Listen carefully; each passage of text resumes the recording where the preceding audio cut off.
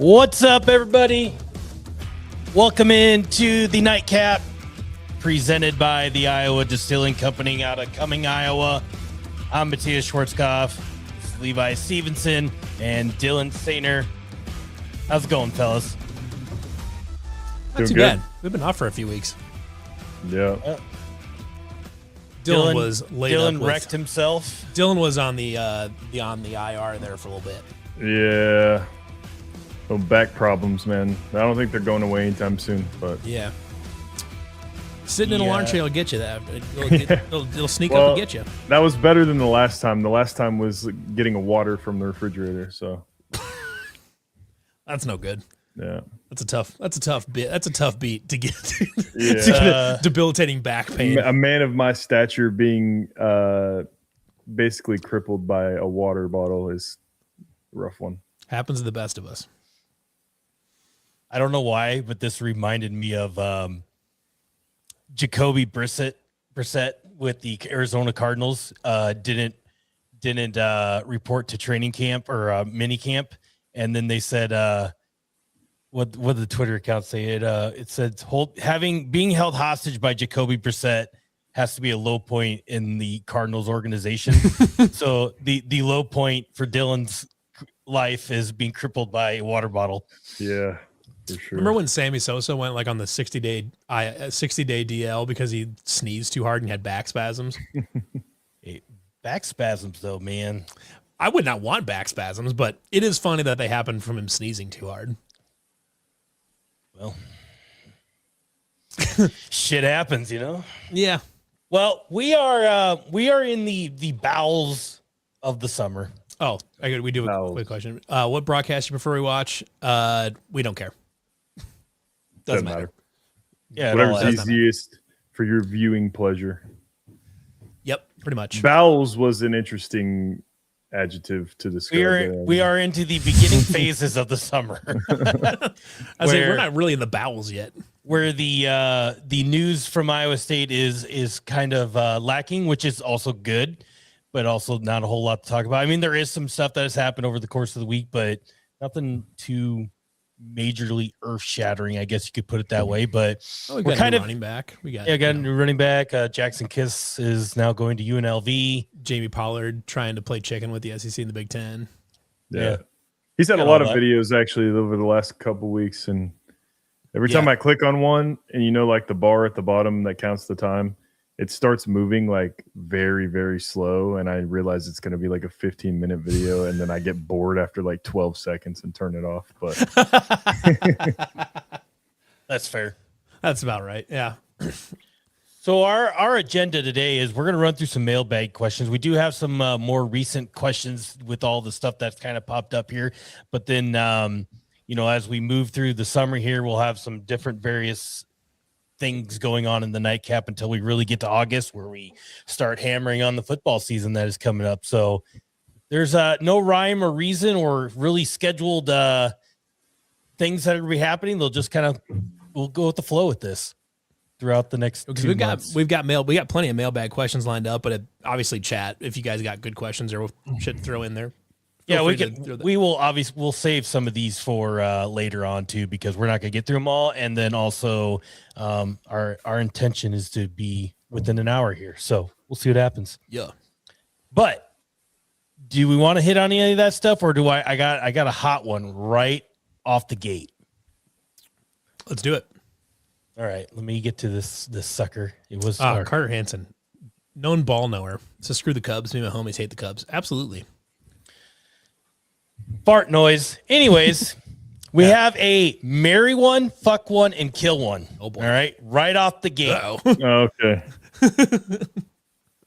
Between Dylan Sainer, Charlie Kohler, and Chase Allen. Oh man. I'm curious what Dylan's answer is. Very curious. I mean, it's probably easier for me. Probably. Well, I don't know. Is it? Yeah. Okay. Go ahead. Yeah, go. Yeah. I mean, you guys saw Charlie's deal he just signed, right? Marry Charlie, obviously. Oh, yeah. Yeah. Fuck Chase. Yeah. Like fucking long flowing hair. and kill myself. That's a win-win-win. Win-win-win, baby. Oh my god! Didn't want to do that for a while, anyways. Now I'm gonna get flagged, and now I'm gonna start getting like, yeah. Unfortunately, this just got demonetized. Yeah. But I don't. I can't really disagree with his argument there. Right off the top. Let me see the picture here. All right. Well, I mean, with Dylan's back injury, you have to question the flexibility there at some point. Yeah. Do we see Chase Allen is now at Penn State coaching? I mean, he's been like ever since the day Campbell went, I'm pretty sure. Oh, he does? Okay. Is he? Yeah. Yeah. Shows how much I'm paying Yeah. attention. Was he on a practice squad last season or no? I don't think so. No. Sideline, I believe. Mm. I saw at least once I saw him and his dad on the sideline. That's good. Good for him though. Getting into coaching feels like a natural spot for him. Like if the NFL thing wasn't going to work for him, it feels like a natural spot for him to go. Was part of the St. Louis, Cyclone Battlehawks for a while. Yeah. Yeah, he was. I forgot about that. I mean, the St. Louis Cyclone Hawks. They were like, yeah, that's literally like the whole team. Yeah. Is Willie, I think, is still playing. I think Willie's still there, and obviously Keem's still there. Yeah. Who does Hunter Deckers play for? The Gamblers. The Houston that's right, Gamblers. the Gamblers. That's right. That's right. Yeah, I should have known that. Yeah.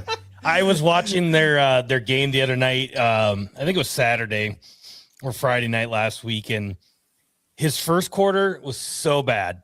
Second quarter, he looked like an elite quarterback. Third quarter, meh. Fourth quarter, right down the tube. You know what? The roller coaster of Hunter Deckers. That feels on brand. It's we are what we are. Yeah. What do we got next? What's our next mailbag?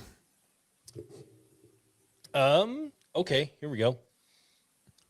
What's the craziest thing that you've done after any Cyclone win in any sport? Cannot be something done sober. Dylan, this one's got to be you for it.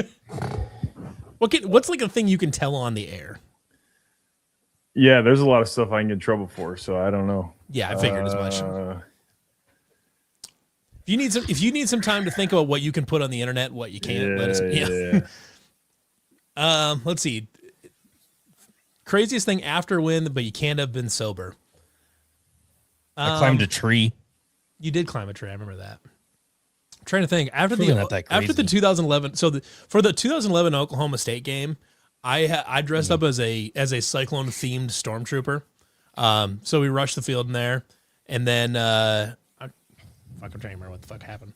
Because then after that, we all went out to the bars, and I went out to the bars in my stormtrooper outfit. I just never took it off. We just went straight out drinking. And I did I chugged a beer out of the helmet. That was pretty fun. Trying to think if there's anything like more recent. So the level of craziness gets lower as you get older. It absolutely does. Because the problem is right now, like I might go into the game drunk. By the time the game's over, I'm totally sober. So it's hard to like have like after the game drunk debauchery as an adult at this point. Yeah, I think I've decided that I just have to take the cop-out answer because there's too many things that are like on the line here, and I would stay away from the line, but the getting hammered and whooping Niang's ass in a shotgun was pretty fun. That's a good one. But that's good PC and doesn't get close to the line. There's some off-air stuff for sure. Matthias, what do you got? Ooh, there's good. Pissed out of fifth floor Denwin on Friday, but there wasn't a game that night. Yeah, the only thing I can really think of right off the top of the dome is climbing a tree. And you did that like 2 years ago. That wasn't even like a long. That was just like last year or something. Yeah, I don't know. There's probably some stupider shit in college, but I just don't really recall. That's the problem too. Is like I was drunk enough in college. I don't remember a ton of them, like specifically what happened, but I do remember chugging a beer out of my Stormtrooper helmet after the 2011 game. I do remember doing that. Yeah, Drink a lot of Jaeger during tailgating time in college. Go Cardinals. Was that when we were talking about the Cubs like 5 minutes ago? Yeah, this has to. Yeah, so this has you should to be, refresh. Yeah, well, he said, did I click on the wrong thing? Because I've had nothing for the last 7 minutes until this started, until I relinked it. So I probably just need, yeah, that would be why. Yeah, he's gonna be real fucked up here in about 5 minutes when or in about 11 minutes when he gets to our thing. Yeah. All right, what's the next one? Let's do something a little more recent here, and then I got 2 fun ones after this. But thoughts on Jamie's comments about the SEC and the Big Ten should break away and form their own league? ? I think that's like his only answer, right? Like there's not really another answer. Like what can you say other than I don't know. People are taking it like he's starting a full onslaught. Yeah, but like, what are you supposed to say? Like, are you supposed to say like, yeah, I mean, I get it. Our conference is inferior to those, so we should let them go and do like you don't really. He's kind of in a pigeonhole of like he has to kind of say that. Well, he clarified it too. They said that's just like my opinion. Like I don't know that we should actually do that, but like that's my opinion. Is that's what I would like to do, type of thing. Like that's my mindset with it. But I agree with. I saw a comment right at the beginning because we talked a little bit about this on my Voice of College Football show that I just finished up here.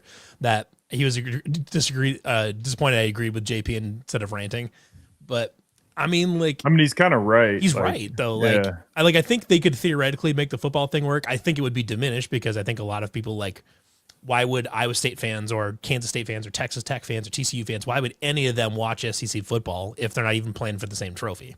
Right.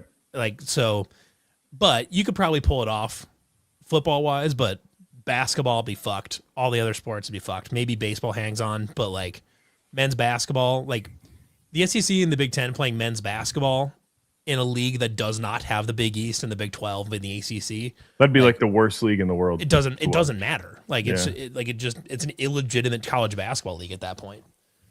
So I think he's kind of dead on, honestly. Also, I am drinking a Potosi Tangerine IPA. And can we talk about how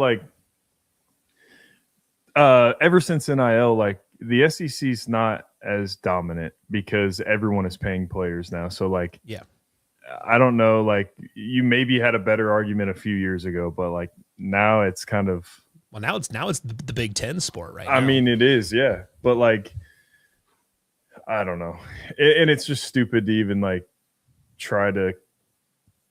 Like you said, it wouldn't work. It wouldn't work.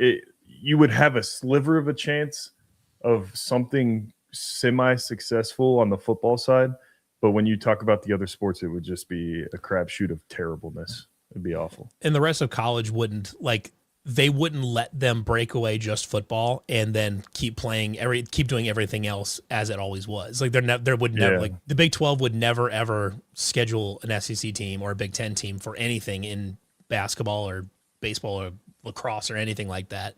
They'd never schedule them. SEC teams offering benefits that they shouldn't do. That's funny because Hugh Freeze was the coach at Ole Miss, and I took my visit there and whatever. But then my mom talks to him in the coach's office, one-on-one. It's 30 or 40 minutes, whatever. And we walk out. My mom, bless her heart, she's the sweetest woman in the world. She sees the good in everyone. And she's he's talking about the Bible and he's quoting verses and stuff. And we walk out of the office and she's like, Dylan, I really, really like that guy. I think he's a good man. I think he's a really good man. Hugh Freeze, noted good guy. she's like, I think you should really take that one into consideration. He seems like a good man. And then it was maybe a month later, Hugh Freeze is buying cocaine and strippers for all the recruits. That's hilarious. Yeah, Hugh Freeze, noted good guy, famously great dude. Yeah. I mean, at the time, I guess he hadn't been in anything, but what did your mom say about that report of all that? I don't know if she's oblivious. I don't know if she ever even knew that happened soon after, but I thought it was funny. Yeah. That is funny. That is pretty funny. Yeah. Hugh Freeze, man. What a guy. I can't believe that guy. Does he have a job yet? I hope not. he just got his job taken by Golish, right? And right, yeah, he lost the Auburn gig. Is he on the Arkansas staff? Probably. Is he back at Liberty again? He just seems like a guy that would end up on the Arkansas staff. Let's see. Hugh Freeze is nowhere right now. Whoa, nowhere. Yeah, he is not coaching anywhere. Not at Liberty or anything. No, shockingly, no. I would have put money on that one. Yeah, I would have put money that he was at Liberty. Just ended it right back there. Isn't the guy from Jamie Chadwell is there right now. Yeah. Okay, here we go. Where the fuck did it go? I just saw it. Okay. If you guys had to fight to the death, specifically against each other, us three against each other, what weapon would you use? Now you got to think outside the box. A water bottle. Dylan's out immediately. Yeah. You can use alien weapons from Halo or other video games, anime weapons, whatever. Oh, we get made up weapons for this. Mm-hmm. I've got my answer. I know my answer. Dylan's got something spicy here. I don't know. Oh fuck. I don't know. What do you got, Levi? I'm going lightsaber. That you lose. You just fucking don't lose. care. Yeah. That's like the worst choice ever. Don't care. It'd be fun. Terrible choice, yeah. The correct answer I believe is gonna be the Wunderwaffe or the Wonder Waffle from Call of Duty Zombies, because I can shoot one of you and get both of you at the same time. That's kind of where my head exactly was. My first initial thought was Thunder Gun. Yeah, from Zombies. Sure, the OG. Yeah, I think the Wunderwaffe I think is your best option there. But the zombies weapons, unless you're getting into some like anime shit that's like crazy OP. Yeah, but like the zombies weapons are obviously good. Yeah, choice. I mean like the natural thing would be like, oh, ray gun, but yeah. But actually the Wonder Waffle is actually your better option there, because even if Matthias is rocking a lightsaber, I can shoot Dylan and then he'll still get shocked anyways. Lightsaber was a terrible. That's a bad choice. I don't care. Literally bringing a sword to a gunfight. Also, they're like, I've never been a big lightsaber believer. They're just like lame. It's what just if I have the force with it? Well, I don't know if I'd say they're lame. It's like a stick of light, dude. I got the force with it. Well, but you don't get the force and the light. That's two weapons. That's two different things. Now, okay, well, if we're considering the force a weapon, then I'm taking the force. But like, there we go. But like, it's not like I've amended my answer. I mean, it's not like the lightsaber gives them the force. It's not like, oh, they got charged the batteries and now they have the force again. Yeah, like, that's not how this thing true. works. Dude, this is an Iowa State podcast, and nobody picked Kyle Conradi's hog. Well, that seemed OP. That is fair. Yeah. So I got some wild ones here. Okay. How do you feel about Kim Kardashian failing the bar exam so many times that she stopped trying? I don't have like a lot of opinion on it, but it's a little funny. I mean, like top 5 things that did not shock me. Like, I can't like. I think it would probably surprise me more if she like did become a bar certified lawyer. Yeah. Yeah, I don't know. It's kind of a weird one. Right. I don't particularly think about it. I'm not like too invested in any of them. Here's another one you're probably not too invested in. What are your thoughts on Taylor Lautner being married to a woman who's also named Taylor Lautner? It's kind of cool. Yeah, I don't hate it. Yeah, it'd be funnier if like Dylan was married to another Dylan Sainer. It'd be kind of funny. Yeah.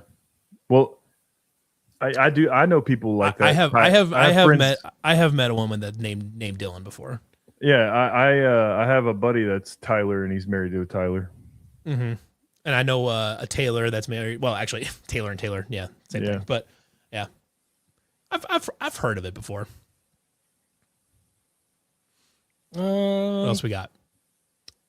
If Iowa State never left the Missouri Valley, and the Missouri Valley became a power conference, how many of the mid-majors would have ended up in the Missouri Valley if the Missouri Valley could be Missouri Valley? And which Missouri Valley would have become power school? Okay. Okay. Hold on. How much Missouri Valley could a Missouri Valley chuck if a Missouri Valley could chuck wood? Okay. We need to get some like historical context here. So, we need to figure out who was in the Missouri Valley when Iowa State was in the Missouri Valley. Okay. So so at the time, the Missouri Valley was Nebraska, Iowa State, Drake, Missouri, Kansas, and Washington University, which is insane. I'm pretty sure that's the one in St. Louis. So what was the question again? So if Iowa State never left the Missouri Valley Conference and the Missouri Valley became a power conference in today's game, how many of the major teams would have ended up in the Missouri Valley? So like anybody that wasn't in the Missouri Valley. Oh, like how many would have joined the Missouri Valley later? Okay, I got it. And which of the Missouri Valley that was currently in at that time would have become power schools? Well, there was a couple already in there, you said, right? So Nebraska, Iowa State, Drake, Missouri, and Kansas, and Washington University were all in the Missouri Valley at the time. Yeah, so obviously Nebraska. I think Iowa Kansas State Missouri would be an obvious one there. I think the Oklahoma schools would have eventually been in there. Because I mean, the Oklahoma schools were like Big 6, Big 8 members for two. So like they were with Iowa State in a conference for a long, long, long time. I think maybe Wichita State would have made it. When did Wichita State like get rid of their football program though? I don't know, 70s? but their baseball team's been good for quite some time. I mean, we haven't lost since 2001. That's true. That's true. But yet those fucking cowards continue to not rank us in the preseason. Who else would be interesting in that? Missouri Valley. So you could include Memphis maybe in there. Minnesota. I don't know if Minnesota was in the Big Ten or not. Like at that point, if they were in the Big Ten, like I don't think in 1912, I don't believe Iowa was in the Big Ten either. I don't think. I could be wrong about that, but probably that. Maybe like Iowa, Minnesota, Kansas Minnesota State. Seems. I don't know. I'm not sure. That they might have been like an original Big Ten member too. Oh, Wichita State football. Wichita State dropped football in the 80s. So maybe like North Dakota State could have made the jump. Maybe you got to remember with like Louisville is that you got to remember that like back then the conferences actually were geographically aligned because that's like the only thing that mattered back then. So like Louisville would be a weird outlier in that conference. Northwestern maybe that would probably make some sense. Again, I'm not sure exactly when the Big Ten formed, I guess, and who was like a charter member of that. But somewhere in there, I don't know if you'd include like a Wisconsin in there, maybe theoretically. And back then, like Illinois, technically Illinois, Iowa's Arkansas, yeah. Iowa Teachers College at the time, which became UNI, maybe. I'm trying to think. Actually, back then, the University of Chicago would have been a big name to get. They were a big powerhouse back then. The first ever Heisman Trophy went to a player at the University of Chicago named Jay Berwanger, who played his high school ball at Dubuque Senior. And you can still go to Dubuque Senior High School today and look at the first ever Heisman Trophy. It's kind of cool. It's just sitting in the lobby. That's a compliment. I was not expecting to dig into that type of question today. Well, here we are. I would join the predecessor to the Big Ten in 1899. Okay. If all-time bad miss, though, is Iowa State had an invite to the Big Ten in like the 50s, I want to say, and they turned it down. This is from Eric off of the Cyclone Fanatic forums. If you could be commissioner of the NCAA for football and basketball, what changes would you make? One transfer. One transfer period, or would you like one free transfer? One free one. One free one, and then there's repercussions after one, barring a head coaching change. Right. Yeah. If you get a head coaching change, then you can free transfer, but otherwise you get one transfer and then you're sitting out a year. Yeah.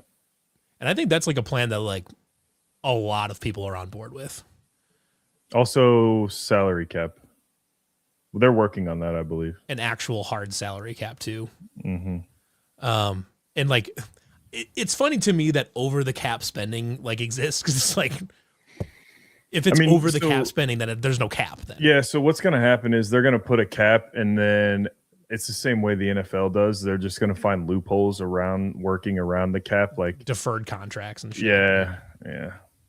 So Eric says his would be have a real salary cap like the NFL, which we kind of already alluded to, but then also redo the leagues and make it more regional. Yeah, which we kind of just talked about too. But I think like also with redoing the leagues, it could be different across different sports.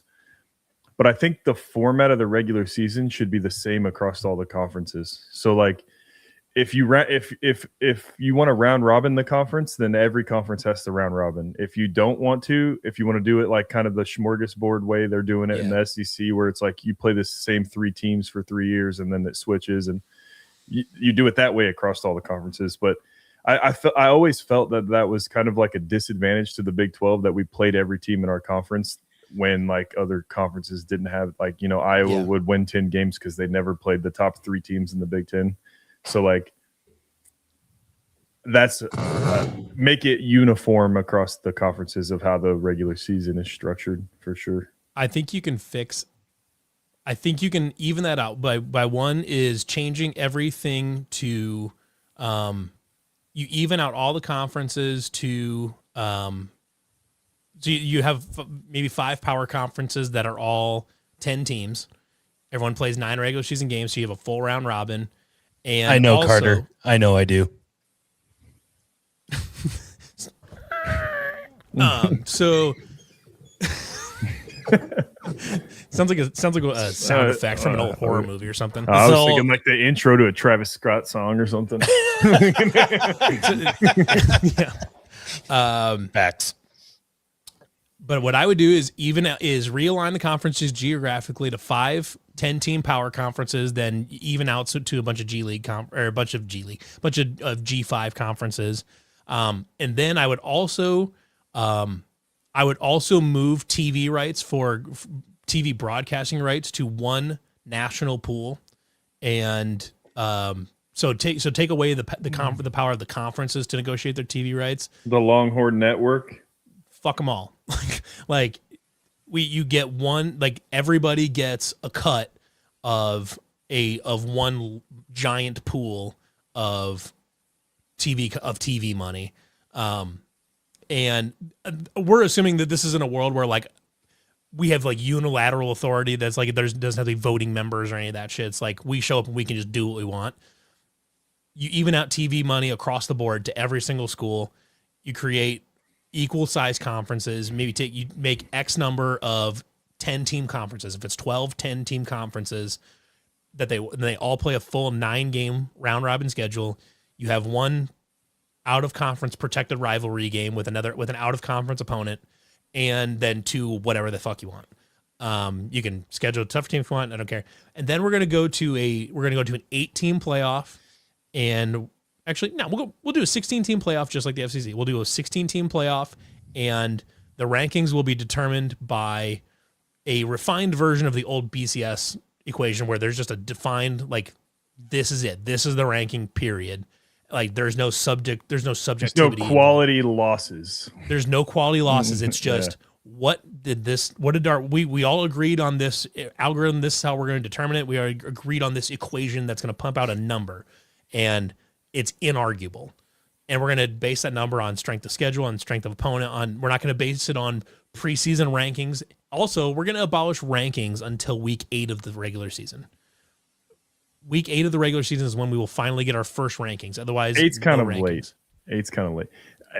That one, like, not only a little late, it kind of like kills a lot of the hype in the first, like, I'm not even saying like week 1 matchups, but like if you got like week 4 matchup, week 5 matchup, and it's 2 really good teams, you know, when you see number 3 versus number 4, like it's like kind of there's a lot of hype build up around that, and you don't. You know, I feel like but like if you have an early September matchup that's between shout out Carter, that's between the week 5 and week 8, or that's between the number 5 and number 8 opponents, but they both go on to go 8-4. Then like that early season hype game like didn't actually matter. So it's kind of like a fake thing. But I think if you get rid of the rankings, good reason to drink beer. I can do that for anything. I could do that for a Lehigh James Madison game. I don't give a shit. But thought you were gonna say Disney movie for a second. I was like, whoa, hey, hey. I mean, yeah, I would drink beer during a Disney movie. Yeah. No, but what you do by getting rid of the rankings though is you add mystery into this. It's like, okay, like we think this team is going to be really good, so we can say, we don't have to rely on, Florida State being ranked number 4 preseason when we know they're going to suck ass. Or like this would be like classic like 2016-ish Texas where they're like number 5 in the preseason, but we know they're going to finish like 7-5, like that. We don't have to. Florida State went 2 years ago, a couple years ago, same thing is where they're like a top 10 preseason team and then they just suck. They're like 1-11, right? Like that kind of thing. We can get rid of like this was a fake good win. Like yes, it was a ranked win, but they sucked. We can say, okay, we think this team's going to be pretty good. We think these are 2 really good teams. So people have more reason to tune in to like fringe team. Like they have more reason to tune into teams that are not like in the top 5 or top 10 because it's like, this might be a team that's really good at some point in the season. So you can also remove some bias out of it too, saying like, we don't have any fake good teams that are just, they have a good number next to the name because of the reputation of the school. We think this is a good team, but people, teams could actually be properly evaluated on the merits of their success. If you remove the rankings until, pick week 6, week 8, whatever it is, find a week there. But like the first, like at least, or maybe call it October 1st is when the first rankings come out. But like, there's no reason to have rankings in September. Nobody fucking knows. Yeah, unfortunately, they probably will never do that because then the writers will freak out because we don't get a say in both. It's like, yeah, but you're also just reporting on the product on the field. You're not actually like they kind of are determining it in a way with the bias at the beginning. But and like those AP voters, they don't watch every game. They watch their team they cover. Yeah, clearly, as we know that with that one fucking guy, I don't even remember his name, but but like they'll watch the game they cover, and they might catch one at a different window if they can. Yeah, because they're busy doing their own shit before. Right. Which fine, you have a job to do. That's great, but you can't be like these people can't be in charge of preseason rankings and shit. It's dumb. Austin says make basketball go to 4 quarters instead of 2 halves. I can get on board with that. Drop the NCAA tournament back down to 64 teams, no play-in games. 64 teams, no play-in games. Why am I not drinking? I'm on a diet. Buy bench in. We'll come. We're gonna come back to that one. Okay. I thought that had something to do with the round of 64. It does, but I got one. We're gonna go the most frustrating loss for men's basketball and football. So I got 2 for football. I'm gonna pair together just because of what the stakes were. And sorry, Dylan, but is the Big 12 championship. Big 12 championship both game. Big 12 championship games. No, I wouldn't say both. I'm going both. Here's my reasoning behind both. I don't think the second one mattered. The first one was winnable. The first one was winnable, but the second one, I'm only putting the second one in because of the stakes that were behind it to get to the college football playoff. Well, that was behind the first one too, technically. And that was a 4-team play. I think if we'd won that Big 12 title game, we would have snuck in as the 4 seed. Yeah. We were 6. Okay. Going into that game. We'll just go with both. I'm just going with both because of the stakes. But I think we were 6 after the game. Actually, we weren't relying on the committee to put us in. Like the second one, you're in. It was automatic. Yeah.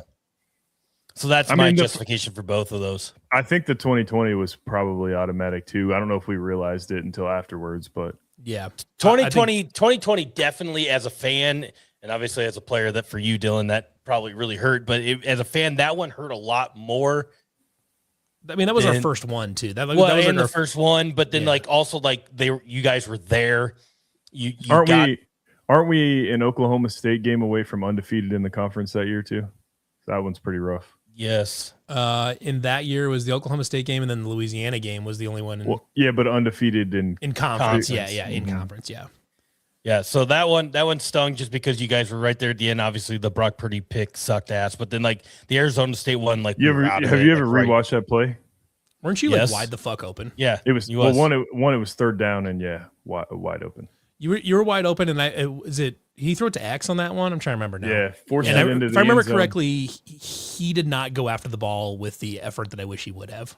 No, if it was fourth down, it wouldn't have been as bad. And Brock probably could have scrambled and got a couple of yards too.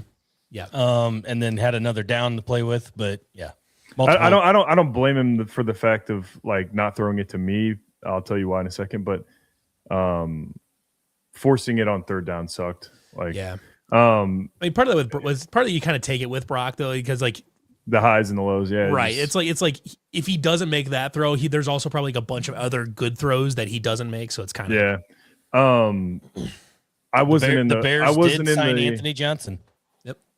I wasn't in the concept. I was in pass pro, and then the play broke down, so I just leaked out. But yeah. So I mean, he's not looking. He didn't know you me. were a receiver, really. Yeah. Yeah. I mean, I think football, that's probably my one. If I was going to pick a different one that wasn't one of those two Big 12 title games.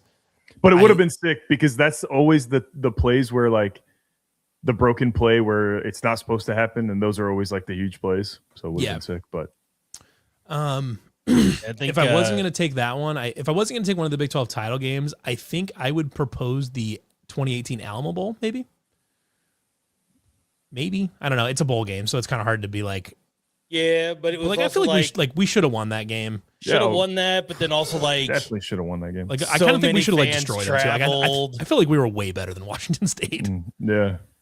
Yeah, that's a tough one. The Florida State game a long time. I mean, like, yeah, that one. I mean, Dylan doesn't even know what the fuck we're talking about. But like I get you're talking about the more recent ones because like when you're competing nationally, then those when you're good every year, more. Yeah. The Florida State game one hurts, but like they finished like 7-5 in that regular season. Like that, like the team lost 5 in a row to end the season. Like that, they got really highly ranked, but they it didn't matter. Like, and you still had the BCS to compete with, even if you. Oh, this is a good one. Cyhawk 2021. Yeah, where Brock melted down and Hunter Deckers came in. Also, like didn't really matter, but it also just sucked. In retrospect, it didn't matter a ton. The 2019 Iowa game sucked because that was the first game day game. That was the muff punt. Yeah. That one sucked. But I think when you're talking about like things that are at stake, it's probably the 2020. It's the 2020 Big 12 title game, yeah. Basketball game. If I would have one basketball back, I'm going to say I think one easy one to at least be in the conversation is the 2013 Ohio State game, the Aaron Craft game. I think that's an easy one to throw in there. 2000 Elite Eight game against Michigan State is up there for sure. Anything that has to deal with a foot injury. Yeah.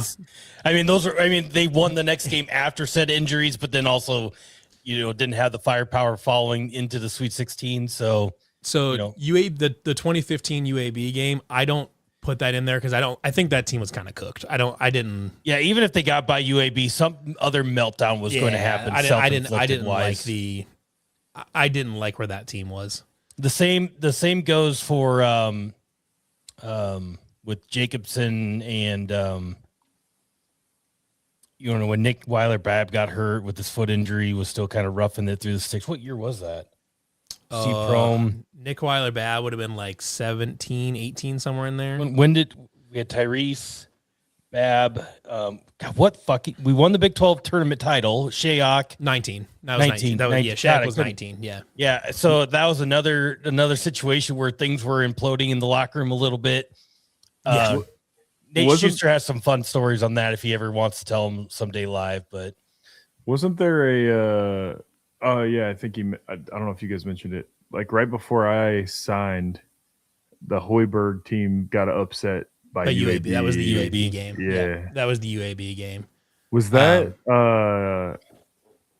Do we have it? Was it the injury? I'm trying to think. Because George broke his foot in 2014. 14. Okay, and then they lost to UAB in 15. Okay. Yeah, 2001, 15. Yeah, 2001 lost to Hampton. I don't even care about that one. That I've team heard, I've heard about that one, but that one would be nice just to have back so people quit talking about it, you know. But that team was mega cooked. Like even if they got past that game, they weren't winning more than 1 or 2 more games. But weren't they like pretty good? Like almost won 30 games. Yeah, so. I mean they were good. They were a 2 seed for a reason. But like that team was like worn down, and they were banged up, and everybody hated each other. Like that was, that team was not in good shape. I think basketball is probably the Aaron Kraft game for me if I could have had that one back, because I think that team, if it got hot, could have won a natty. If you can say we can take that back and replay it and someone doesn't get hurt, then either the George game or the game where Joshua Jefferson got hurt this year. 22 Miami is Otzelberger's worst for sure. Like, sure. Like hardest loss probably under him. That one's tough. Yeah. I don't know. There's a lot of options for basketball, but either the George injury or the Joshua Jefferson injury. I think if you got to undo one of those, I think either of those teams could have won a national title. If I'm picking one though, I don't know. We kind of got our fucking shit pushed in. Well, but you didn't have Josh. You didn't have Joshua Jefferson. Let's gun to your head. Pick the one that you would undo. Aaron Kraft. No. Jefferson or Niang. George. Niang. I think I'm going Jefferson. I think that team, because you gotta remember like the path of the Final Four was cake that year. It was they would have made the Final Four, and they would have played Kentucky. Like if they'd have played a 9 seed Kentucky team that they would have taken care of easy. Because the only good player on that Kentucky team was Julius Randle, and like great college player, but like I like Melvin Edgem and Dustin Hogue could have locked up Julius Randle. Like they would have won that game. Even if you've got Jefferson and you win the game that you lose, the path was still not easy. You still had to go through Michigan. You still had to go through Arizona. Like it's still tough. I'm gonna say George. I'm gonna say the George injury was all right. You swayed my mind. Yeah, good job. That's what we do. Weirdest interaction with an Iowa State athlete. Weirdest interaction with an athlete. All of them with Dylan. This one's not great. No, did a podcast with one. That was weird. No, I don't know. Do you have any particularly strange ones? So I have a funny one, but it's not like an unusual one. It's 2 of them with the same athlete actually. Neither of them were bad, but it was the first one was I was driving down just on the road south of Towers. Is that what 16th? Or what is that? No, that's whatever road. Yeah. Anyways, the one that's on the south side of Towers, and I was coming back up to go back up like kind of towards like Greekland or whatever, and I was a witness to and then stopped to see if Melvin Edgem had gotten rear-ended at a stop sign, and he like got out and they were checking. I had stopped to check him out or had to, make sure. Oh, you're checking him out, huh? Yeah, it's okay.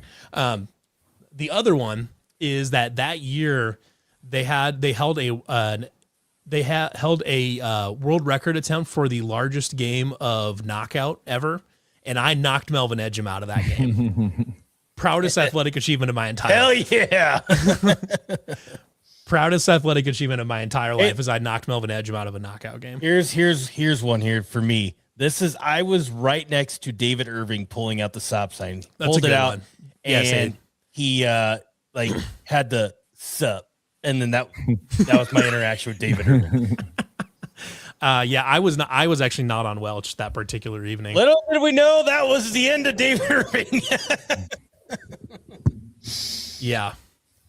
I feel like that's my buddy Nick. So Nick was in the front row with me at a lot of the basketball games for a few years there. Fellow basketball diehard. Well, he said, Royce White and Melvin Edgem in the Superdog line. Yeah, I bet that'd have been an interesting conversation. I feel like I've had I don't even know if I have an answer because I just interacted with them all the time. Yeah. So it's like. Did you have any weird interactions with non-athletes? All the time. Yeah. Just a bunch of fucking weirdos. Yeah. So that'll be mine is knocking out Melvin Edgem in the world record knockout game. Actually, I bet hold on. I have a. See if I can find it. Oh, I didn't.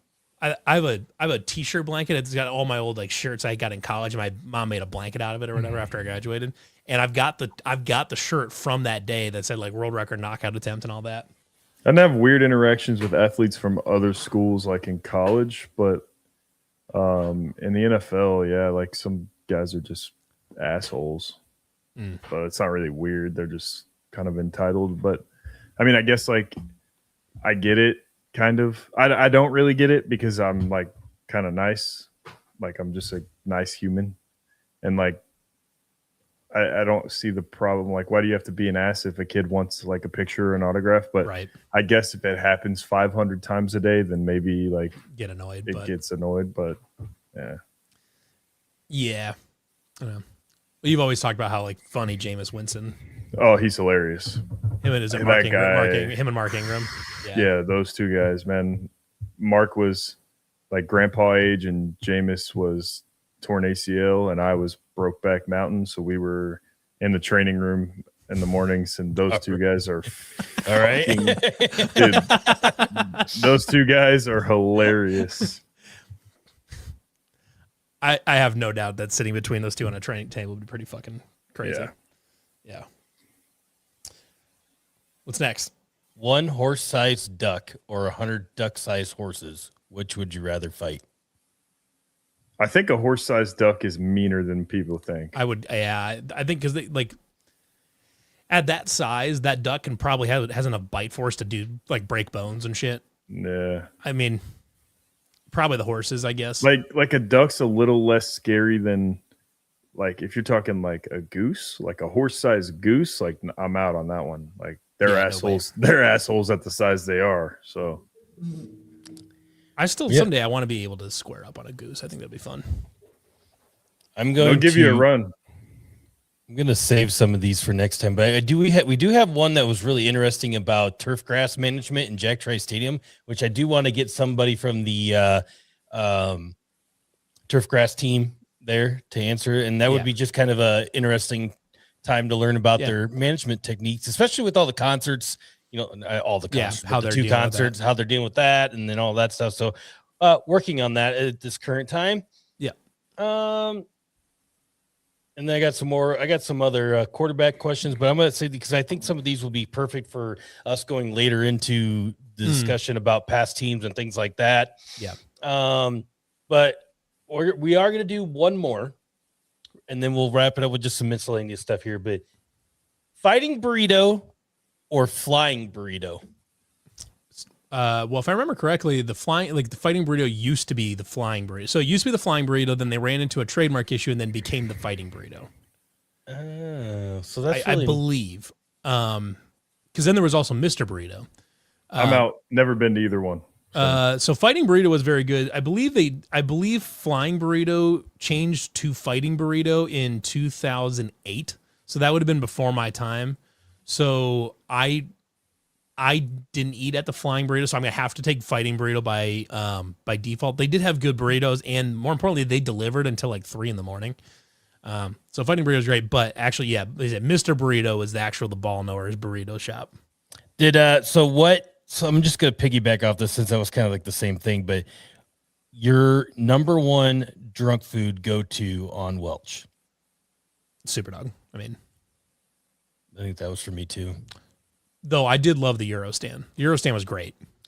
Pita Pit. I was a big Pita Pit person just because, it obviously wasn't like the greatest thing in the world, but like it tasted so good after drinking for a while. But then obviously Superdog, Jeff's was a solid. Jeff's is a good option too. Yeah. There was a good number. I would say R.I.P. Superdog. What? They closed, right? Jeff's? Mm-hmm. No. I'm pretty sure they closed. You should look that up. Nope. I'm pretty sure they did. I think they maybe did an April Fool's post about it. Did they? I don't think. I feel like I heard this. April Fool's wasn't that long ago. I feel like I heard this a while ago. Yeah, it was at the beginning of April. Well, yeah, I know when it was. Yes, I'm pretty sure it was an April Fool's post. It was? Jeff Pizza Shop is still open. Oh. Thank God. I was sad. That's embarrassing. Well, dude, I was sad. I know. Yeah, Jeff's does they sell way too much. He was in mourning, Levi, and just tearing him down. Yeah, the actual place we should be in morning. There's not Gyrell Brock. Yeah, not Gyro Brock. Yeah, is no, the place we actually should be mourning is the loss of our beloved tacos. Estas, former Wide Right 90 Light sponsor. Yeah, maybe that's an actual bummer. But they were like funneling money and stuff like that. So or they were like embezzling money. So they're doing some shady shit. Yeah, R.I.P. to the food and the drinks there. All right, not R.I.P. to the people that caused it. Has anything new opened recently? In that spot? I'm not sure. No, I mean, I haven't been over there. I mean, in general, there's been some stuff that is opened up. What used to be Fighting Burrito is now a Japanese restaurant, I think. And then under Kingsland system did they now, finally where get a chicken place? I'm seeing. They chicken finger place under where the taco place was. I've been telling everyone, since I was in college, we should open a Raising Cane's in Ames, Iowa, and just be rich. Yeah. Yeah, I don't know what the chicken place is called, but that's where the taco place used to be. That was Fuzzy's Tacos. And there's Fuzzy's, yeah. There's like Cornbread, the barbecue joint over by on the Main Street area is pretty good. Went there. Yeah, they were there when I was in school. Cornbread was okay. Cornbread wasn't open when I was there. I think that's kind of the main stuff because then Boulder Tap House pretty good. Boulder's good. Would you rather have shit? That's a crazy question by Carter. Patio Bar and Grill, that's new-ish. Never heard of it. Yeah, because I haven't been. I don't know if I've CVS really been. On the corner closed. Now it is a what's those Rally House? I think on the corner. See, when I was at Iowa State, that was Charlie Oaks. Yeah, it was Charlie Oaks. All right, that Charlie Oaks was that was the finishing bar. That was the bar everyone ended up eventually, and that was the classic stick into the floor, old building, sticky floor. Whole it was thing. Welch Ave before Charlie Oaks. No. Welch Ave's always been where it's at. No, before it was Yokes, it was. What was it before Yokes? I don't remember. I think it was Yokes my entire time there, so I'm trying to remember. But it was when I got there. It was something before Yokes, and there is a new place at the Stoss, I guess. Stand Tap. Okay. And is Ames food that bad? Why does Campbell and Rocco keep talking shit? I mean, it's not that good. The selection isn't that great. I wouldn't call it horrible. But, it's not a food desert. But my buddy went to Penn State and he thought that was funny because he said that everyone from there bitches about how awful the food is around there. Well, and the part of it too is Penn State's in the middle of fucking nowhere, so the restaurants, they kind of put restaurants there sometimes because that's the only thing around. Whereas you got Des Moines right by here, so if you were to open up a Raising Cane's, would you do it Ames or would you do it in Ankeny where you would get? I would do it Ames.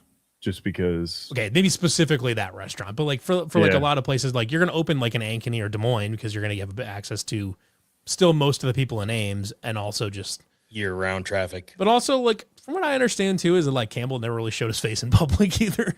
Yeah, I don't know. The only thing I'll say about that whole thing is he didn't need to say any of that shit. He could have just said, "There's a couple of good restaurants we found in college and State College." Yeah. You didn't need to say anything about Ames. But they got a Trader Joe's. But they have Trader Joe's, yeah. The pinnacle of food. Trust me, you do not want a Portillo's in Des Moines. It's not going to be that good. It'd be so the Portillo's that are in Chicago, the original-ish How do locations. we keep coming back to Portillo's? I don't know. Yeah. We've talked about this before, but the locations Dude, what that is are in that fucking brunch place in Des Moines is incredible. I got to remember the name. I got to go back. I'm coming back next weekend. I got to remember the name. So Portillo's, if you're in Chicago and specifically in Chicago, Portillo's is good. Mm-hmm. The further away from Chicago you get, the worse they get. They're even the ones in the western suburbs are clearly a step down from the ones in Chicago, in more downtown area. And if you get to the one in Davenport, it gets kind of weird. If you get to Des Moines, they might just be serving horse meat. I found one randomly in the northwest northeast suburbs of Minneapolis. I'm like, no, not even gonna, not doing it. Nope. I don't feel like dying. We're not doing that. I mean, like, yeah, it's just Portillo's is good. If you're gonna go to a Portillo's, go to one in Chicago, like in Oak Park or some shit. I don't remember where they're all at, but like, go into Chicago for Portillo's. Don't even go to like the one in Naperville. Just. I am also a Chicagoan by birth in the suburbs as well, but I will tell you, we do not want a Portillo's in Des Moines. Nope. But you know what I'm going to do? Raising Cane's in Ames and Waffle House in Ames. The Waffle House in Ames has been a bit for a long time. It would kill. It would kill. It would kill. It would kill. Yeah, it would do an incredible amount of business. But yeah, but we got to have it. You got to have it close somewhere to college campus, like even maybe by East Hy-Vee. Well, specifically, Waffle House usually like to be right off of a highway. So even if you got a Waffle House in Iowa, they would put it off I-80 or like in Altoona or something like that. But that's why they wouldn't put it in Ames, because why put it in Ames when you could put it at the intersection of two of the biggest interstates in the country? There is not an IHOP in Ames. Nope. I think there used to be a long time ago. There's a couple. Village Inn and there's Village Perkins. Inn. There was Perkins. Perkins, and now there is a Flapjacks that is popping up. Flapjacks is over by the new Ellis Teca, over where now Olive Garden is going to be in East Ames. What is my bench PR? Not that impressive, like 385. I wasn't a bencher. I was a squatter. Long arms doesn't help. Yeah. I can honestly say I've never PR'd a single exercise in my life, except for our PE fitness test in high school, in which we did like sit-ups in 2 minutes and push-ups in a minute and shit like that. Well, we did with Wade, we got away from like the single rep max for a while because it was unsafe. And then we started doing projected maxes, and I think I did like 365 for like 6 reps, which he projected to like 400 pounds, but the actual weight I've ever lifted is 385. This is the last one here because this is Levi's up Levi's alley. So old Wallabies was unrepentant dog shit. It was not good. There's a reason they moved, totally redid the restaurant, completely redid the menu. And it's because old Wallabies in West Ames, right by the Walmart, was terrible. It was horrible. By the Hy-Vee. Or the Hy-Vee, yeah, not the Walmart, the Hy-Vee. Where now Fairway Meat Market is. The only time I ever went in there, I had the worst prime rib dip. I had the worst French dip sandwich of my entire life, and I had to watch Iowa State lose to Baylor 70-7. It was maybe my least favorite 3 hours I've ever spent. Probably would ruin a lot of things. It's fucking horrible. But like the sandwich was also terrible. It was like a hot dog bun with like weird, like definitely easy with that water bottle, Dylan. Like yeah. And so now he's going. It's not in the fridge, so I'm good. He's on the weekly injury report now. We'll put on a nightcap injury report every week, and it's just Dylan picked up a water bottle. But like the because normally it's au jus, which is just a nice like broth, salty broth, basically. It was like gravy. It was weird. It was that is odd. It was like a weird like beef gravy. It was so beef weird. It was bad. Like it was easily the worst for like French dips. Ma'am, I'm looking for au jus. This is gravy. This is beef gravy. Wrong pot. Sorry, sir. I'll still die on the that fast food Italian place. That's the worst place to eat. Fazoli's is awful. I don't think anybody's under the illusion it's good. Yeah. No, I know, but like I was kind of expecting like, you know, maybe like a little bit under like an Olive Garden, like not even. It's way under like, an Olive Garden. Yeah, but like Olive Garden's like kind of low end Italian anyways. So here's my thing with Olive Garden. Is like nobody's under the illusion that it's like fine. Well, that's not true. There is a group of people that think it's fine dining. Yes. But for like kids, like that kind of is fine dining. Like it is the closest you'll ever get to fine dining where you can bring your kids with. Yeah, no, I mean when I was a kid, that's Olive Garden was the treat. Olive Garden, like Red Lobster, Outback, like those were the those were the high. And when it started showing up like Texas Roadhouse, it's like Applebee's was like yeah, like for like when you're a kid, like going to Olive Garden is like a treat. Like that was a big deal to go to Olive Garden when we were kids. So like I kind of like Olive Garden is also like pretty decent food. Like it's not incredible, but it's not like the salad's good. The salad's good, the breadsticks good. I don't think I've really ever had a bad meal at Olive Garden. No, like I've but never had a great one. Yeah, but I'm also not like going. I'm not the one pretending that Olive Garden is 5-star. You know? Yeah, like I'm not going to Olive Garden expecting to have just like have like a life altering experience, but like you go get a bowl of zuppa toscana, get the salad, get some breadsticks. But now the people of Ames can get Olive Garden all they want because it's opening very, very soon. Do we have to like explain what's so bad about Fazoli's? The food. Yeah. Like, I mean, have you ever eaten anything horrible? Okay, I will like if you want to give Fazoli some credit, like it's good in a pinch if your kids want some spaghetti and you're out on the town and you grab some. But other than that, like it's all like it all tastes like microwave TV dinners. Yeah, and that's probably what it is. I know it's bad. It's like, not good. Like I could go to the frozen food section and get pasta from that and it would be better. Oh yeah, easily. Like, yeah.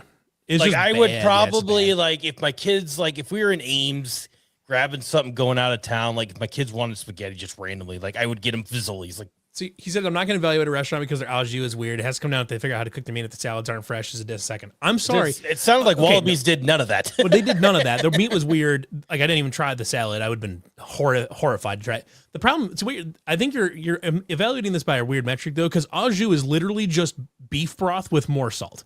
Like it is one of the simplest things you can make. It's like asking them like if their garlic butter is good. It's like all you gotta do is put garlic in the butter and that's it. Like but they made gravy. You take like beef stock or beef broth, whatever combination to put a little more salt in it, and that's basically au jus. Like you can make a pretty good like fake au jus doing that, but it was like a weird beef gravy. Like I'm sorry, but like if you fuck up au jus, you lose. I mean, you can literally get a packet in water.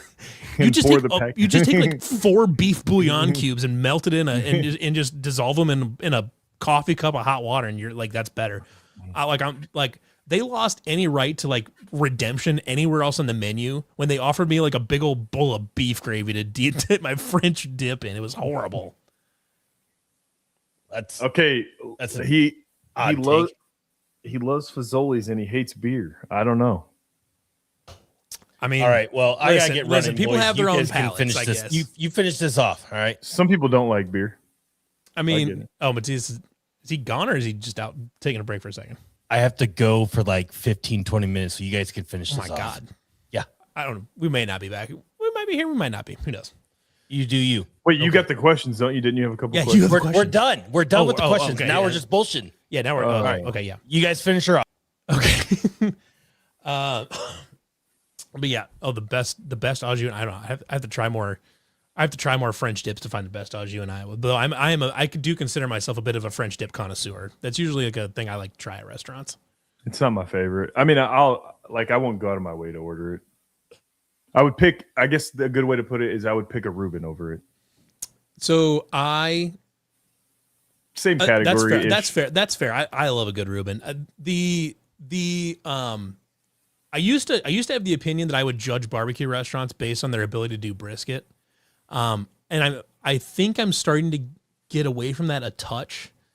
Because I think a lot of them focus on their brisket and then they let the other things slide a little bit. Yeah, I've said it before. You're not a big brisket guy. I'm kind of I'll eat it, but like it's my reasoning is it's just a terrible cut of meat and it's a sport to make it taste better. So like I get that it's good sometimes, but like it being like the highest class of barbecue is like interesting to me. But yeah, see, you said it. No, I get it. Fazoli's. He says it's fast food. Like it is. It is. If you've ever been to Italy, it is it's one of the slowest moving like societies of all time. Like they just kind of like they're very like relaxed. They're not like they're like if you go to certain countries, they're very high strung. Like I think of like Germany is very high strung or whatever. Like Italians are like noted for being very like relaxed people and stuff like that. So like having fast food Italian is kind of a contradiction in itself a little bit, because like a lot of Italian dishes can take some time to put together. And so like fast food Italian just doesn't work that well, because one, like if you're gonna like reheated noodles are fine if you're having just at home as leftovers, but like when you order them the first time, they should not feel like they were reheated in a microwave. Yeah. And that's what Fazoli's taste like. Would you call Subway fast food Italian? No, I worked at Subway. I would call it garbage. Like taste wise, I know you got a different view. Taste wise, it's not terrible. Like it's not Jersey Subway? Mike's or Jim. Yeah, like it's not on the level of like Jersey. If there's a Jersey Mike's and a Jimmy John's and a Subway all next to each other, that's the last one I would go to. But like, it's okay. Like if it's the only thing, it's all right. But. Yeah, like if it was the only thing in town, which a lot of times it is, and there's a whole like bit reason like why that is, because they're like really, really cheap to open and maintain. But if you ever worked at Subway like I did, you start not going to Subway. Just like I'm sure that's a lot of restaurants. Taco Bell, McDonald's. Yeah, I'm sure there's a lot. That's why a lot of restaurants. I'm assuming Rubes. I'm assuming means Rubens. Overrated, correctly rated, or underrated? I guess I don't know. I think most people like Rubens, but I think people love them or hate them. Like I don't know anybody that hates a Reuben though. I think they would either be correctly rated because a lot of people like them, or they're underrated because not enough people like them. I don't know, because there's a lot of people that there's a lot of flavors in there that aren't necessarily in their palate. I mean, if you don't like sauerkraut, I guess. Right. But yeah. Which is a good amount of people. I think a lot of people are just because the name sounds weird and it looks weird. Like they've never actually like tried it. But here's a good so this is why I'll never have Hy-Vee Chinese anymore. Hai Chai used to be really good, and it has really fallen off in the last 5 to 10 years. Hai Chai is a shadow of what it used to be. So I mean, I don't really get actually. I prefer, if I'm going to get like something like that from Hy-Vee, I usually get their sushi. Their sushi is pretty good for how cheap it is. So I don't really get Hai Chai anymore. Spurs or OKC? Favorite fast food chain, any genre of food. Before you go, Spurs or OKC? I think Spurs are going to win it all. Oh, it's probably Spurs. I don't know. I don't really watch the NBA too much, and I have not watched a single minute of the playoffs. I know that I do not like I do not like Shai Gilgeous-Alexander. I do not like how he plays basketball. I don't like any of it. Last night's game was insane with the Knicks and the Cavs. Like they went on a 44-10 run to end the game to send it to overtime. Wow, it's nuts. Favorite fast food chain, any genre of food?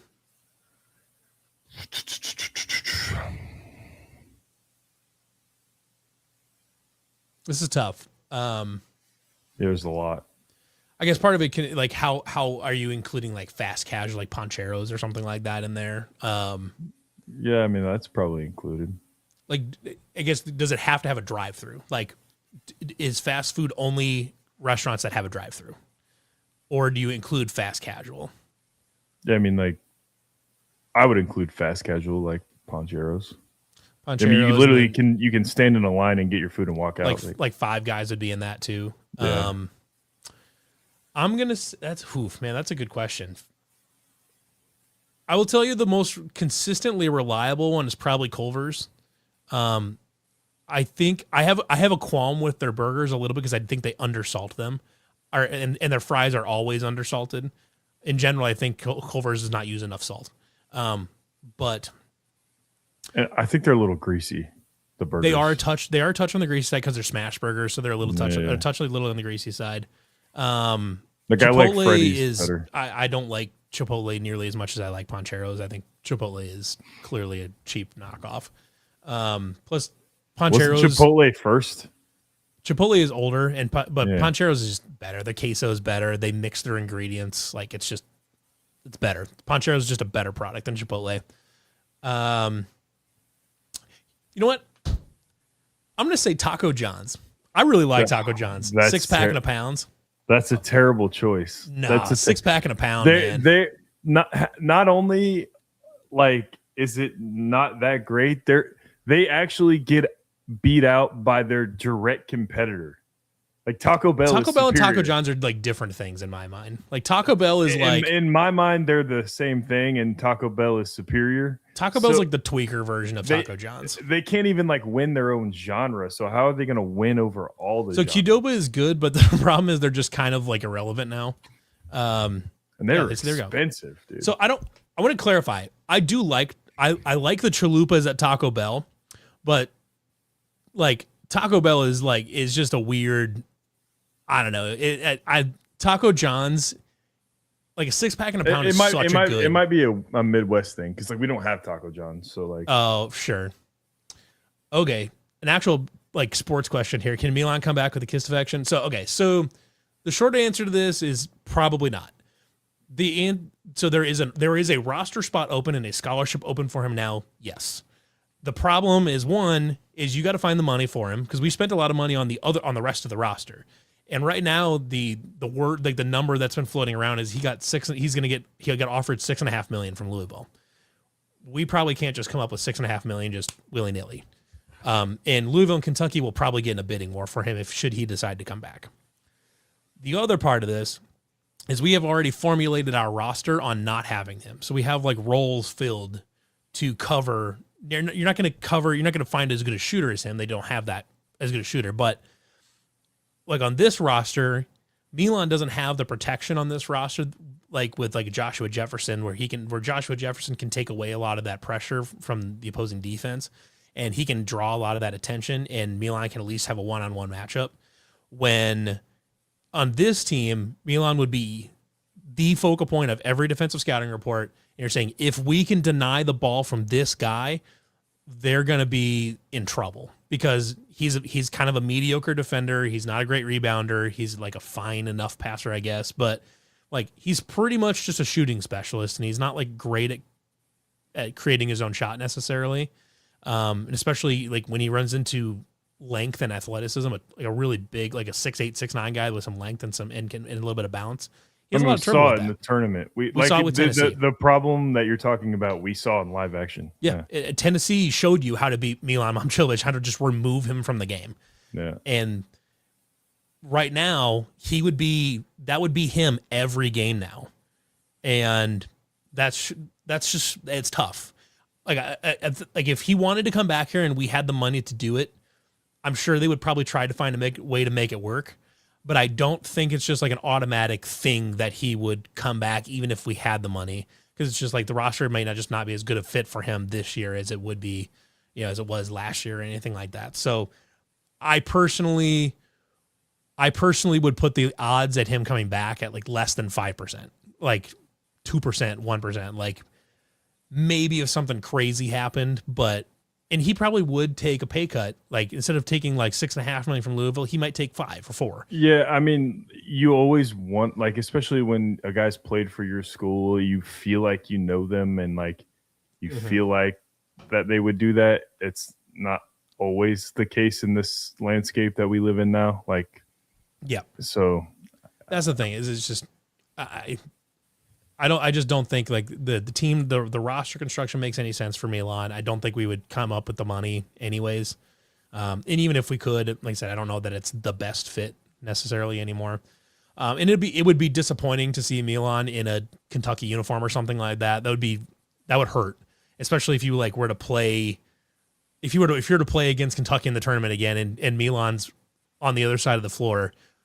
You could say, well, one, I guess we know how to stop him, but like, it's also that'd be a bummer because he'd be hitting shots against us, and that sucks. And the only reason that that's even a thing is because the transfer schedule and the combination of the schedule with the transfer portal when it's open and the NBA draft thing, because the schedule is so fucked up, is that he was basically given, like I would say, it was given no choice but to either like leave a spot for him open no matter what, or close a spot off for him pretty much no matter what.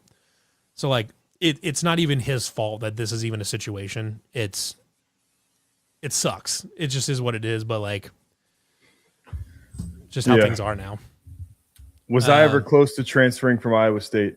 Not really. I mean, I'd say like when Golish called me after the bowl game and said he was leaving, like I never even really thought about it, but I like looking back, maybe that was a time. But I mean, I immediately got called by Campbell and Mouse and Manning and everybody else. And also, like, I played in a much different time. I know it wasn't long ago, but like it was so different than what it is now. Like, because you were still in the sit out era, right? Yeah, and we had 3 starting caliber tight ends, so like it's a little harder to do in the NIL era because you can't necessarily afford to pay 3 starting caliber tight ends. But like, so like at that point, you know, it would be like, well, if I can go start for another school and, you know, I'm going to make 5x the money, like, then you're probably like, you know, the whole like Chase, me, and Charlie thing that goes a little different because just the caliber that we had in the room, like people are going to be like, well, it's awesome what we have, but like we're having to split one tight end's money between 3 of us. So like, yeah. And the nice it's just it's crazy to even think about that. Yeah. That's how, but I mean, that's just kind of how it is. Well, and the nice thing is like too, with you, like, even though it was a little bit different time with the transfer rules and all that, is like you each all still had like your own defined roles, and like, so like, like at least 2 of you were on the field pretty much all the time. Yeah. So like even then, like even if you were like the third tight end or whoever was the third tight end, like you were still on the field for like 2/3 of the game. Yeah, forget the breakdown that year. Like my last year, it was like 12 personnel was like 50 something percent. 13 personnel was like 30%. Yeah, so I mean, like most plays, it was at least 2 of you, if not all 3 of you. So like, yeah, even like the quote unquote third tight end would have still been playing like basically starter level snaps. Right. So it's kind of, it was kind of funny. Like, yeah, it also kind of depended on the game plan week to week, like what that looked like. But like the snap count was like usually pretty close. I think I was like the most of the weeks just because I played so many special team snaps too. Oh, true. Yeah. But well, and you were kind of the primary run blocker too. Right. Yeah. And a lot of the times that Charlie was catching balls, I was pass blocking. So like, yeah. Nah, it's kind of you couldn't pull that thing. I don't think you could pull that thing off now. Like you couldn't pull that off. It'd be tough. And like, I don't know that you'd be able to pull off. Like, I think it'd have been, I don't like, there's a few different rooms. I think it'd have been tough to pull off. I think like, I don't know, maybe the 2019 receiver room, maybe with like Michael Petway and Deshaunte Jones, like maybe one of those guys leaves. Yeah. So with that, I mean, not that room was like world beaters necessarily, but you know, you had some good players in that room. Tariq Milton was on that team too. Like, which Tariq did. Yeah, I mean, having Alan Lazard and Hakeem Butler on the field at the same time would be tough to do. Oh yeah, well, it was Allen, Hakeem, Deshaunte, and Marchie, and or no, he would have been there. Eaton got there in 18. Yeah, so Eaton wouldn't have been on that team, but right, Matt Eaton. Yeah, I'm just saying. Was he 17-18 or 18-19? I think he was 18-19. I can't remember. But like, I'm just saying, like the caliber player you had in Hakeem and Allen, like having 2 guys like that at the same time would be hard. Yeah, it's I don't know. It's like obviously teams use a lot of receivers, so like you plug in like all these guys that were great for us. That makes sense because receivers are like plentiful. There's a ton of them, but like, and you might not have been able to pull off like that 2020, 2021 defense. You probably might not have been able to pull that off because you had Mike Rose, Jake Hummel, and then like you had Will McDonald and let's see who was back at safety. Greg Eisworth. Who else? Corner, you had Anthony Johnson and we had Asheem 19. Yeah. And then I mean Jaquan and Jaquan. Yeah, I mean, like that defense had tons and tons of NFL talent on it. Like, I don't know that you'd be able to pull that off. It's kind of depressing. Well, when you think about it, you're like, man, go look at that 2021 team that won 7 games, and look at how many NFL snaps are on that team. Yeah, I mean, it was the exact same team as 2020. It was, I think it was me, Kane, Innie, I think left. Nope, and he was there for the 2020. Oh, he stayed? Yep. So just me. I think it was just you and Kane that left. And Jaquan. Or no, did Kane leave after 2020 or was he 2021? No, we trained together for the combine. Okay, so it was you and Kane and Jaquan. And Jaquan. And Jaquan was Jaquan was basically out of eligibility anyways, right? And he had his COVID year, but and Landon Akers. And Landon Akers. Yep, that's right. But pretty much everybody else came back. So that's why we were like, fuck, we're gonna go to the playoffs. It's gonna be great. And then speaking of, he said Muti should be back from the toilet by now. Speaking of off the toilet. Somebody said something about did he go to the toilet, and I'm like, well, he told us like 5 hours ago that he had to jump off at 9, so I don't know if he plans his shits that meticulously, but it would be cool, I guess. I could. He ate some Mexican food. He's like, this is going to go through me about 9 o'clock tonight. I also should know better when I said, hey, we should go about an hour when it's never going to happen that way. Yeah, no. Now we were talking. We never talked about, the running back situation. The running back situation? Oh, basically, it's kind of just the Twitter stuff too. So fucking Jaden Jackson, man, that guy needs to stop fucking tweeting. Yeah. Because we kind of knew it was because he just wasn't very good. Someone in the replies of one of his tweets kind of implied that he did some kind of bad shit off the field, which if he did, then good riddance. But it's he's like, I didn't leave or something like that. He tweeted out, he's like, I didn't leave. It's okay, it doesn't really matter. You're not on the team. So technically you did leave because you're gone. So you're gone. Left. You may not have left on your own accord, but you did leave. But they knew that they were already they wanted bodies in the running back room. So they wouldn't have cut you if you didn't deserve getting cut. Ed Orgeron is on Lane Kiffin's staff now. I heard that. Somebody typed that in the chat, and I'm like, let me place the futures on LSU win the Natty. Yeah, no shit. That's really funny that Ed Orgeron is an assistant at LSU again. Oh man. And then Kiffin's gonna get fired later this year, and then O's gonna take him to a national championship game. It's gonna be funny. Yeah, that'd be something. Yeah.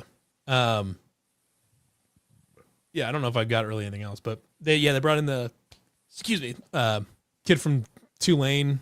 I think he's pretty much just kind of a power back because per Jimmy Rogers, he's thinking River Peppers is gonna be ready to go. He said that River Peppers is on track to participate in fall camp, which should be good. That'd be incredible. His high school tape is insane. What was it? The first carry he got last year? That's when it went. He caught a swing pass out to the flat. Yeah, that's what it was. And then tried to cut back, and then his cleats got caught in the turf, and he blew his Achilles. Thanks, Colorado.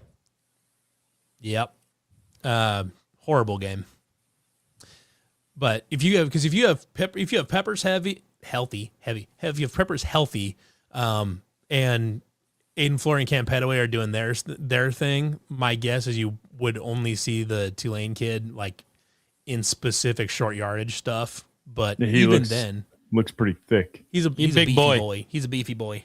But even then, would you not rather just put an extra tight end on the field, run a heavy set, and just have Aiden Flory just make a cut? I don't know. But that depends if we got any tight ends. I don't know. Find out. Fair point. Gives you options at least. Yeah, options are good at this point. It's another body in the room, and that's kind of what they needed. So, I wouldn't expect a lot out of him. There's a reason that he entered the portal back when it was open, and he just is now finding a place to land. There's a reason for that.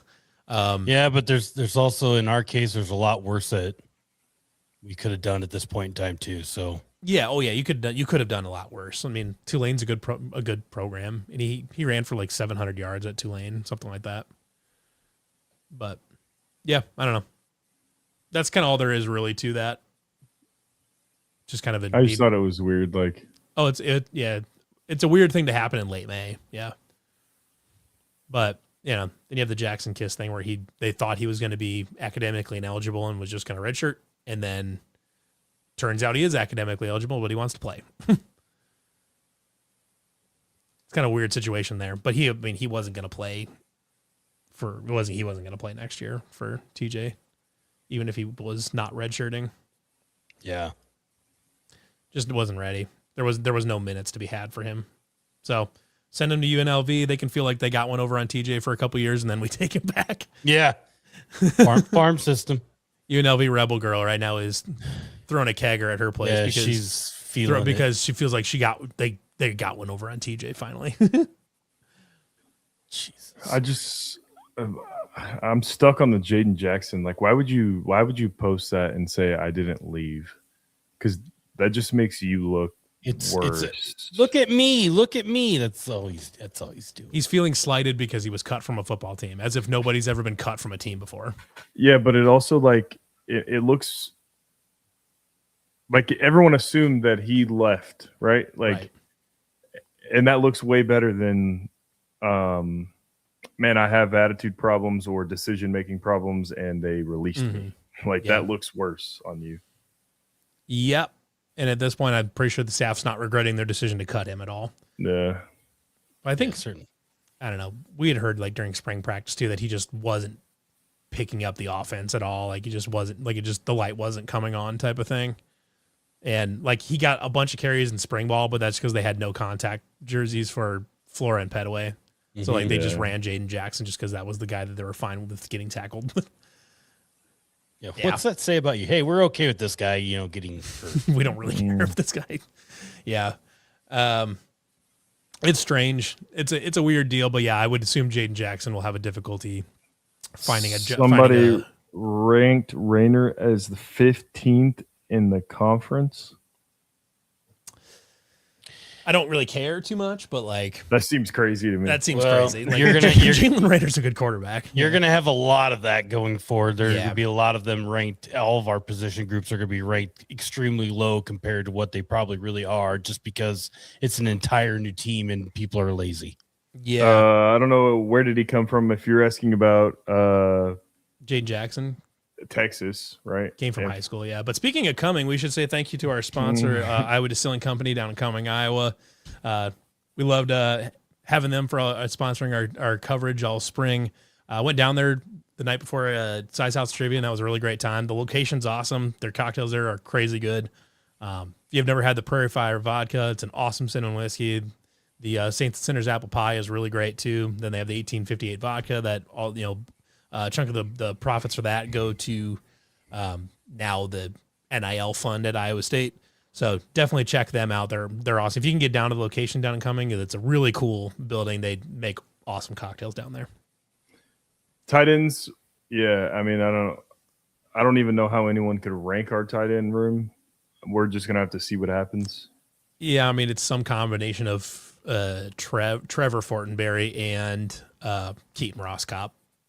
Mainly. But like, we don't have like, it's the first time in almost a decade that we have like no clue going into it. Yeah, and it'll be the first time in a decade that you don't have like an NFL tight end on the roster. Yeah, right. Yeah, and I don't know that we're going to see like a heavy use of tight ends in the passing game in general this year. Locking.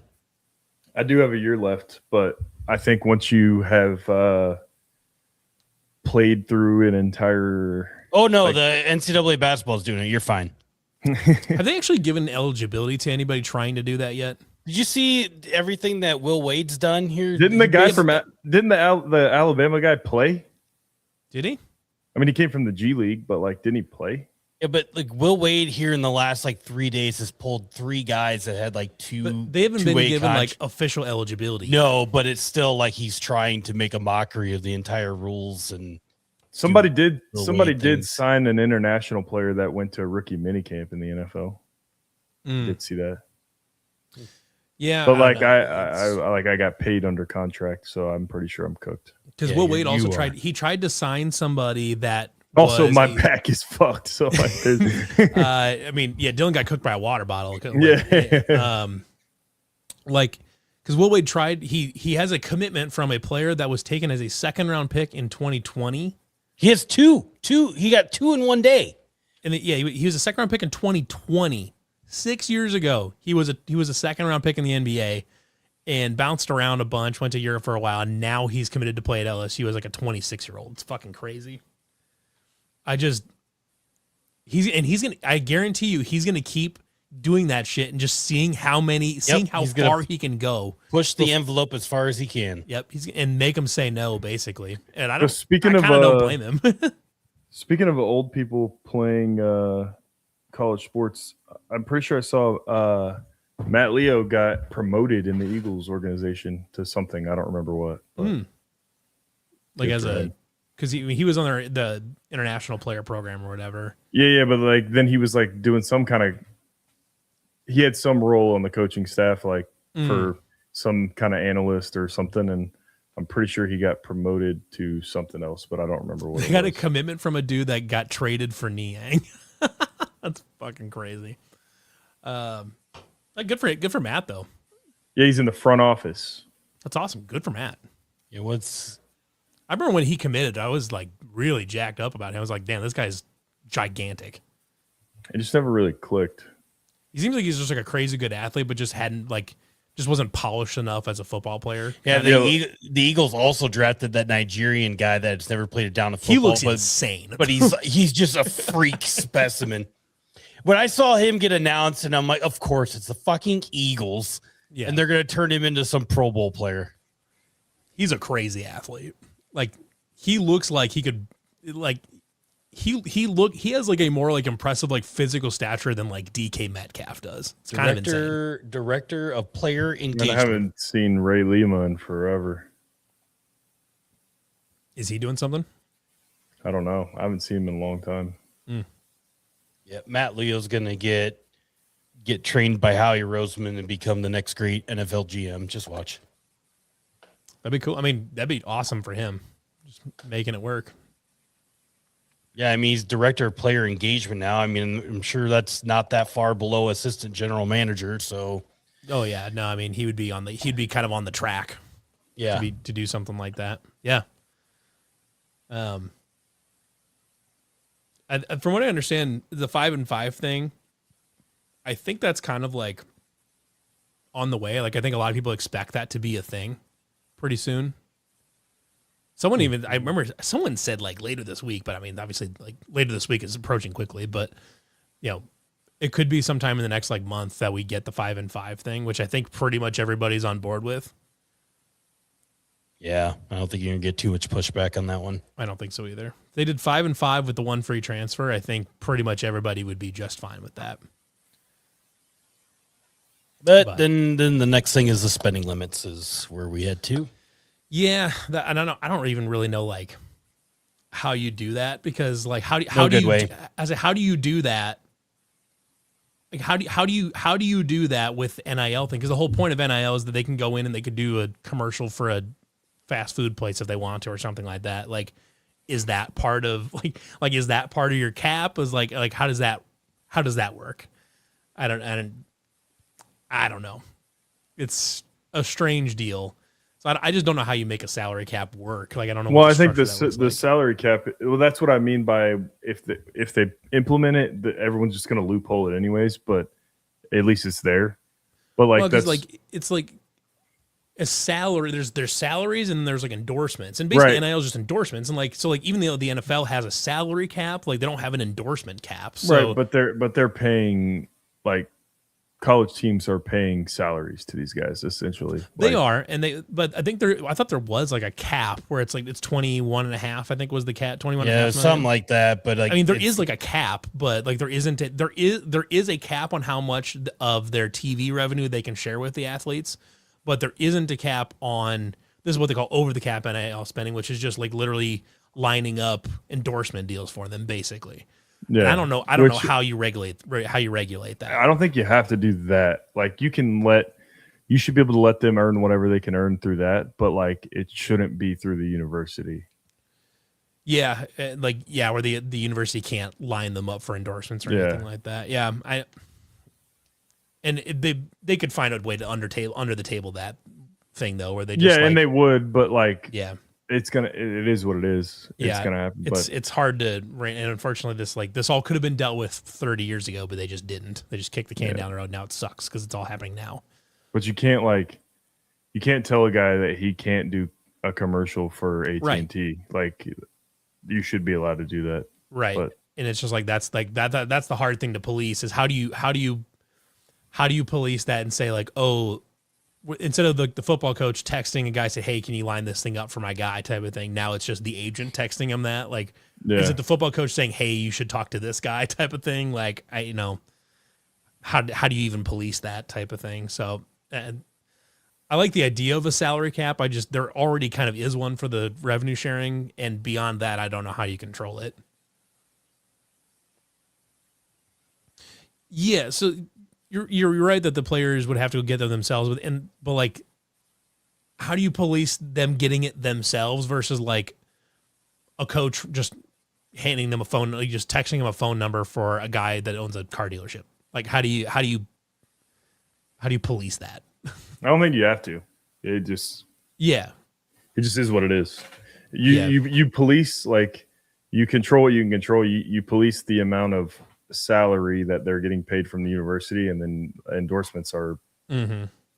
You say that like it can't be run through the university, I guess, but like you just let them do whatever at that point. Mm-hmm. Mm-hmm. Yeah, I don't know. It's kind of I don't know what the solution is as far as that.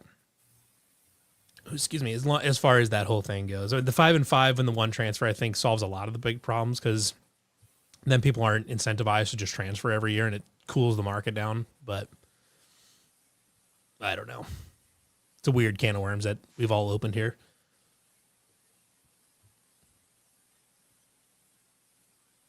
Oh, shit. Part of my take loves Ed Orgeron. Everyone does. He's a clip machine. So, I don't know. We got anything else we need to talk about this week? I know we saved some mailbag stuff for next week. But yep. I think we've been going for an hour and 36 minutes now. We probably don't need to keep going for too much longer. Yeah. Yeah, I think we're good to wrap her up here. Word. So, I don't think we have anything on the schedule for the rest of the week here. Going into Memorial Day, but we'll be back next Wednesday, and then on Thursday next week, I believe we're doing another stat draft. So, yep. Yeah, I'll be in Iowa. I'll be in Iowa next week. Nice. Yeah, we're not doing a stat draft tomorrow because everyone's busy with the holiday week and all that. So next week we'll do a stat draft. State track, all that fancy stuff's going on. So. Yeah, state track, all that. And I believe Austin Keeney's hosting. I'm playing. I don't know if Jackson's playing or not because he's getting married here pretty quick. So I don't know if he'll be busy or not. Sucker. I believe Rob Gray is joining us again. And I believe Jake Brennan is joining us again. And then it'll be either Jackson or, I don't know, Matthias wants, if you want to do it or something. Yeah, if Jackson's not on, I could probably make it work. There you go. It'll be a good time. Stat drafts are a good time if anybody has never seen them before. They're a great time. Every Wednesday asterisk. Sometimes it gets a little slow. We got nothing to talk about, or somebody gets busy, but yeah, most Wednesdays. We took like a kind of a month off there because Dylan decided to sit in a lawn chair and hurt himself. And then and most definitely during football season we'll be on every Wednesday. Basketball season gets a little wonky because of the games on Wednesdays and stuff like that, but especially once you get into like July and you start really ramping up for that's when we'll. And we have post game shows coming up following every football game. So I had somebody run into me, or not run into me, but they approached me at the tailgate tour in Cedar Rapids asking specifically if we were going to be doing football post games. I'll be at the tailgate tour tomorrow night in Okoboji. Nice. That'd be a good time. I'd imagine that's at Okoboji is usually a pretty good one. But yeah, so the plan is to do tailgate tour, or to do not tailgate tour, to do post games. Sure, why not? Yeah, to do let's tailgate the tailgate tour. Yeah. To do post games after football. You know, the away games are obviously real easy. The home games we'll try to do them from Steve Kemp's tailgate. Like maybe we'll have, if Matthias isn't at the game, we'll have Matthias host, and then we'll try to phone in from the tailgate, something like that. Yeah, we're gonna do also live call-ins from people watching and listening too. So that's gonna be a full-time gig for football season. That'll be a wacky deal. Yep. But anyways, every Wednesday we'll be here unless something happens. You'll know. Check the Facebook and Twitter. Mostly the Twitter. But so yeah, for Matthias Schwarzkopf, myself, and Levi, that was weird. Levi Stevenson and Dylan. This has been the Nightcap. We will see you guys next time.